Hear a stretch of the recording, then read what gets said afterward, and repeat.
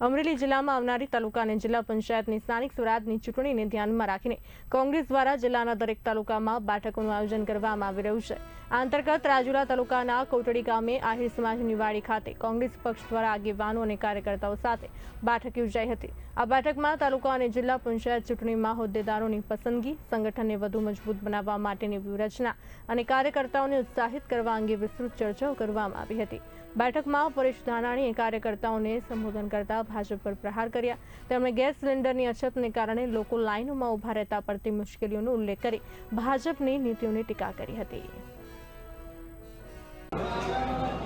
સ્થાનિક સ્વરાજ એટલે કાર્યકર્તાનું ઇલેક્શન। કાર્યકર્તાના ઇલેક્શનમાં મોટી ઇલેક્શનોમાં અમારા માટે યોગદાન અને ખૂબ જ પુરુષાર્થ કરતા હોય ત્યારે પાર્ટીની ફરજ અને યુવાનોને ઉત્સાહ વધારવા માટે તાલુકે તાલુકે બેઠકો ચાલુ છે અને આખા જિલ્લાના તાલુકા મથકે બેઠકો કરી અને આવનાર દિવસોમાં તાનાશાહ સરકાર સામે પંચાયત રાજ જેણે ખતમ કર્યું છે એક પાર્ટી એટલે કે પંચાયત રાજ, કોંગ્રેસ પાર્ટીએ પંચાયત રાજ આપવાનું કામ કર્યું, 18 વર્ષના મતદારને મત અધિકાર આપવાનું કામ કર્યું।